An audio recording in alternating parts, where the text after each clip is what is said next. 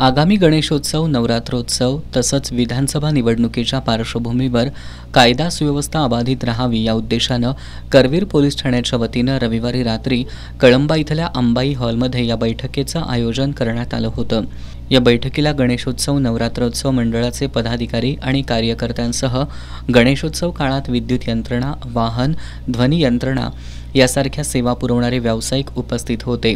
या बैठकीत पोलीस निरीक्षक किशोर शिंदे यांनी उपस्थितांना मार्गदर्शन करताना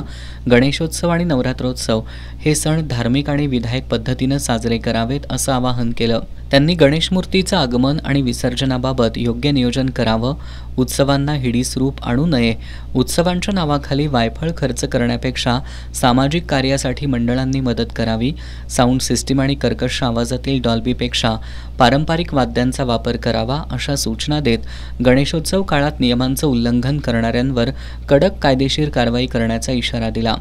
यावेळी कळंबा गावचे सरपंच सुमन गुरव, सामाजिक कार्यकर्ते अजित तिवले, माजी सरपंच विश्वास गुरव, ग्रामपंचायत सदस्य विकास पवार बावडेकर, संदीप पाटील, रोहित मिर्जे, अमित साळुखे, उमेश भवड, तलाठी पुरुषोत्तम ठाकूर, करवीर पोलीस ठाण्याच्या गोपनीय विभागाचे सुहास पवार यांच्यासह कळंबा आणि परिसरातील गणेशोत्सव मंडळांचे पदाधिकारी आणि कार्यकर्ते उपस्थित होते।